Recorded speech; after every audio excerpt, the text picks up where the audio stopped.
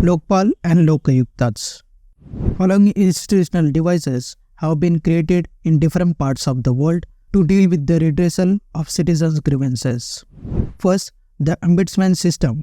Second, the administrative court system. Third, the procurator system.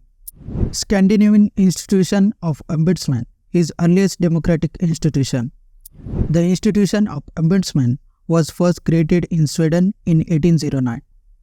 The ombud is a Swedish term and refers to a person who acts as a representative or spokesman of another person. The Swedish ombudsman deals with the citizens' grievances in the following manner. First, abuse of administrative discretion. Second, maladministration. Third, administrative corruption. Fourth, nepotism. Fifth, discourtesy. The Swedish ombudsman is appointed by the parliament for a term of 4 years. He can be removed only by the parliament on the grounds of its loss of confidence in him. He submits his annual report to the parliament and hence also known as parliamentary ombudsman. He is independent and constitutional authority and enjoys the powers to supervise compliance of laws and regulation by the public officials. The ombudsman can act either on the basis of complaint received from the citizen or suo motu. He only reports the matter to the higher authorities for taking necessary action. Characteristics of the Swedish institution of ombudsman are as follows. First, independence of action. Second, impartial and objective investigation. Third, suo motu power. Fourth, uninterrupted access to all files of administration.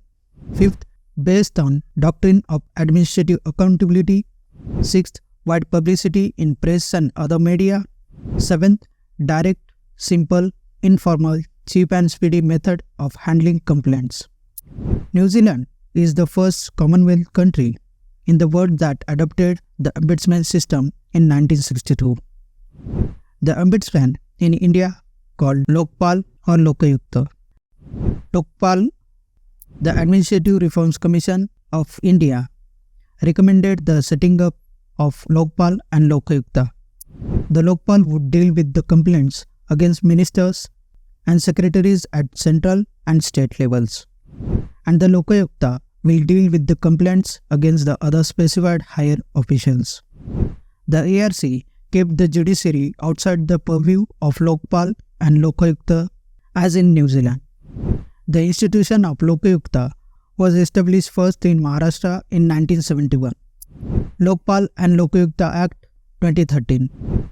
Features of the Act.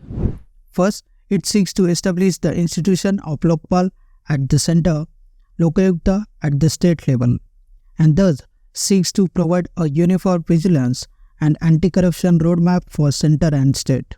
The jurisdiction of Lokpal includes Prime Minister, ministers, members of Parliament, Group A, Group B, Group C, Group D officers and other officials of the central government. Second, the Lokpal consists of chairman with a maximum of 8 members, of which 50% shall be judicial members. Third, 50% of the members of the Lokpal shall come from amongst SCs, STs, OBCs, minorities and women. Fourth, the selection of the chairperson and the member of the Lokpal shall be through a selection committee consist of Prime Minister, Speaker of Lok Sabha, Leader of Opposition in Lok Sabha, Chief Justice of India or sitting judge of Supreme Court nominated by Chief Justice of India, and an eminent jurist to be nominated by the President of India on the basis of recommendations of the first 4 members of the selection committee. Fifth, a search committee will assist the selection committee in the process of selection. 50% of the members of the search committee shall also be amongst the SCs, STs, OBCs, minorities and women. Sixth, the Prime Minister has been brought under the purview of Lokpal with the subject matter exclusions and specific process of handling complaints against the Prime Minister. Seventh, Lokpal's jurisdiction will cover all categories of public servants. The Lokpal will have the powers of superintendence and direction over any investigation agency. It incorporates provisions of attachment and confiscation of property of any public servants acquired by the corrupt means. It lays down clear timelines for preliminary inquiry, investigation and trial. And to achieve this, special courts to be set up. Drawbacks or shortcomings of the Lokpal and Lokayukta Act 2013.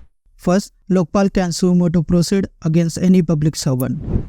Second, emphasis on the form of complaint rather than substance. Third, heavy punishment for false and frivolous complaints against public servants may deter complaints being filed to Lokpal. Fourth, anonymous complaints not allowed. Fifth, legal assistance to the public servant against whom complaint is filed. Sixth, limitation period of 7 years to file complaints. Seventh, non-transparent procedure.